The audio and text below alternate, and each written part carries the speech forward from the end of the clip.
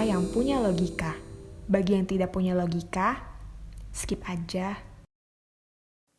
Kadar intelektualitas banyak pemuka dan tokoh Islam di Indonesia sungguh memprihatinkan. Kesan saya banyak di antara orang-orang yang disebut ulama, tokoh agama ataupun politisi Islam di negara ini tidak siap maju. Mereka terjebak dalam gaya lama yang serba tertutup dan tidak mau membuka diri pada perbedaan. Ini saya rasakan sekali ketika membaca komentar-komentar dari tokoh terkemuka terhadap video saya soal syariah di Cokro TV. Di video itu saya menyatakan, walau saya seorang muslim, tapi saya tidak percaya bahwa umat Islam harus menegakkan syariah Islam dengan mematuhi apa yang tertulis dalam Al-Quran, sunnah dan hadis, serta kesepakatan ulama di masa lalu.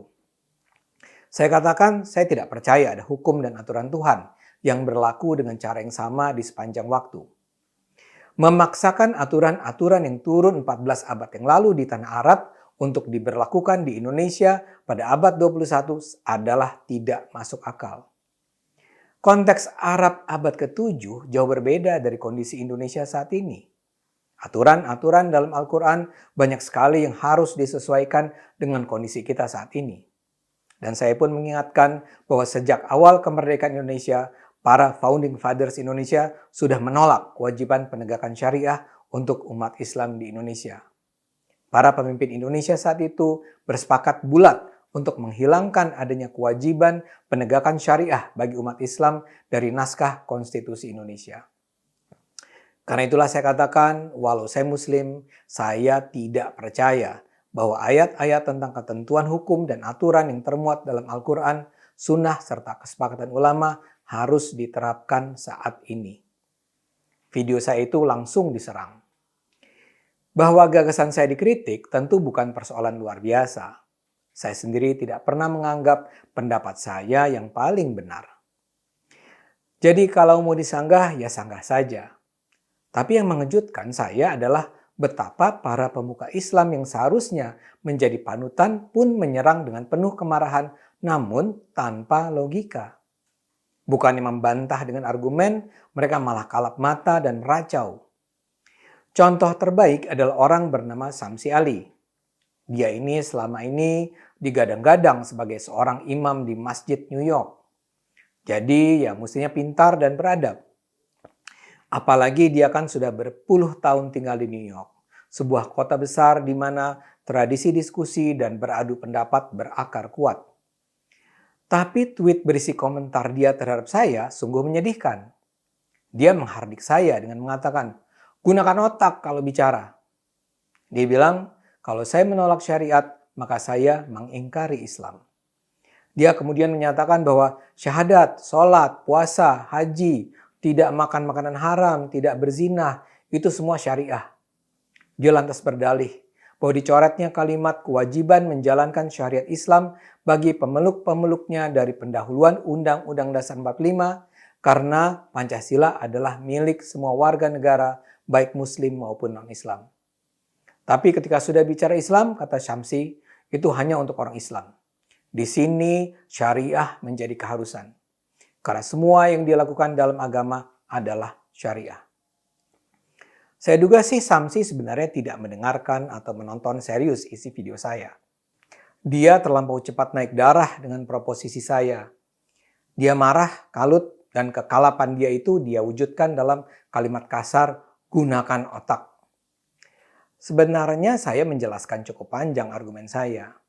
Namun karena Syamsi sudah terlalu emosional, maka dia tidak mampu membahas argumen saya.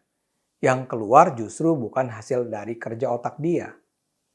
Dia menyatakan bahwa syahadat, sholat, puasa, haji, tidak makan makanan haram, tidak berzina itu syariah. Dan dia bilang mereka yang tidak menjalankan syariat itu mengingkari Islam. Itu kan mengada-ada. Bila ada muslim yang tidak sholat, tidak berpuasa, tidak naik haji, atau makan babi, apakah dia dengan sendirinya bisa disebut mengingkari Islam? Di dunia ini saja banyak sekali muslim yang tidak sholat 5 waktu. Apakah mereka mengingkari Islam? Saya sih sholat 5 waktu, walau saya tahu bahwa sebenarnya dalam Al-Quran tidak ada perintah sholat 5 waktu. Coba saja baca Al-Quran. Anda tidak akan menemukan ayat yang mengatakan sholat itu harus dilakukan 5 kali sehari. Toh saya melakukannya karena sejak kecil saya sholat dan saya merasa perlu berkomunikasi dengan Tuhan secara konstan. Tapi saya tidak menganggap teman-teman muslim saya yang tidak melakukan sholat, tidak berpuasa, minum wine misalnya sebagai kurang Islam daripada saya, atau apalagi sebagai orang yang mengingkari Islam. Dan Samsi sebenarnya nggak fair ketika hanya memberi contoh sholat, puasa, dan seterusnya sebagai bagian dari syariah. Kalau itu adalah syariah, ada banyak contoh syariah lain yang sangat bermasalah. Seperti saya katakan di 2 video saya, di dalam Al-Quran juga ada perintah memotong tangan mencuri, menghukum mati seorang pembunuh, mendera penzina, memberi warisan pria 2 kali lebih besar dari perempuan, membunuh kaum kafir yang tak mau mengikuti perintah Allah, menjauhi umat Nasrani, melarang umat Islam memilih pemimpin Nasrani, menggauli budak, dan sebagainya, dan sebagainya. Kalau itu semua adalah bagian dari syariah, apakah kita harus menjalankannya saat ini di abad 21? Di Indonesia seluruh perintah itu tidak dijalankan. Umat Islam juga tidak menjalankannya. Jadi apakah itu berarti umat Islam Indonesia mengingkari Islam? Kalau Samsi Ali tidak setuju dengan pandangan saya, ya jawablah dengan argumen yang jelas. Misalnya saja, saya ingin dengar pendapatnya tentang contoh-contoh perintah dalam Al-Quran yang saat ini tidak dijalankan dalam kehidupan bermasyarakat di Indonesia. Apakah itu terjadi karena menurutnya perintah itu sebenarnya tidak perlu lagi diterapkan? Atau untuk sementara tidak perlu diterapkan karena Indonesia belum menjadi negara Islam? Jawaban ini penting untuk memahami cara pandang dia tentang kewajiban menata kehidupan bermasyarakat. Saya punya kesan Samsi Ali ini walau dari luar nampak moderat, sebenarnya bercita-cita menjadikan Indonesia sebagai negara Islam. Tapi saya mungkin salah.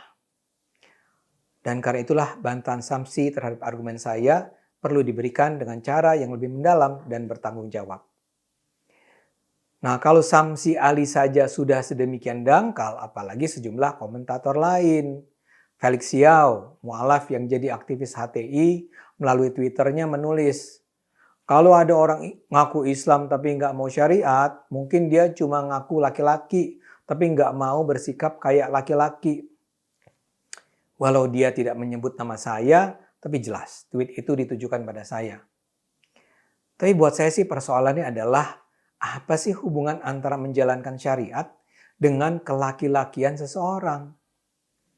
Kemudian ada juga politisi Partai Umat, Mustafa Nahra, yang berkomentar di Twitter.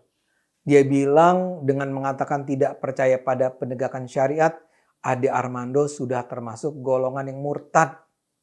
Ini juga mengarang bebas namanya. Murtad itu artinya keluar dari Islam.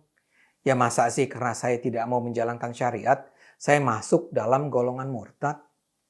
Ada pula MS Kaban, mantan Menteri Kehutanan di era SBY, yang bilang Ade Armando kesurupan. Dia bilang kalimat Ade Armando yang menyatakan tidak percaya pada syariat adalah kalimat orang tolol. Koordinator Forum Aktivis Islam, Sunarto, mengatakan Muslim yang menolak penerapan syariat Islam artinya menolak Islam. Karena itu kata Sunarto, Ade Armando sudah kafir, keluar dari Islam. Bahkan ada tokoh Papua, Chris Wamea, yang ikut-ikutan ngamuk. Menurut dia, Ade Armando hanya mempercayai setan. Bagi saya semua ini menyedihkan. Maki-makian itu sih tidak berarti buat saya. Yang buat saya menyedihkan adalah karena orang-orang itu adalah pemuka pendapat yang didengar pengikutnya. Kalau umat Islam terus diajari dengan sekedar maki-makian tanpa argumen, umat Islam akan terus terpuruk dalam keterbelakangan. Umat Islam perlu belajar berdiskusi, bertukar pikiran, berargumen. Karena itu saya sarankan Samsi Ali, Felix Xiao, Mustafa Nahra, MS Kaban, dan lain-lain mulailah bersikap dewasa. Bersikap matanglah. Jangan cuma bilang pokoknya begini, pokoknya begitu, dan barang siapa yang tidak setuju dengan kalian maka mereka menjadi ingkar, kafir, murtad.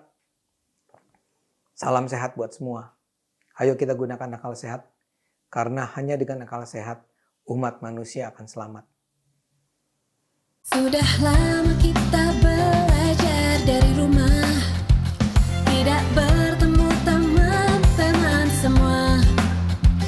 Biasanya kita belajar bersama, penuh dengan suasana riang. Kangen teman-teman semua yang selalu di hati. Kini tiba saatnya belajar tatap muka, terbatas dan juga aman.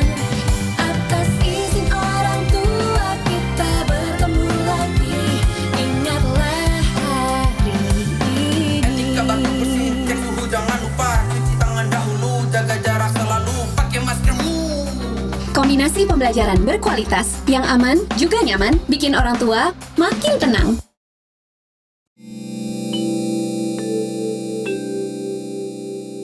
Video ini hanya untuk mereka yang punya logika. Bagi yang tidak punya logika, skip aja.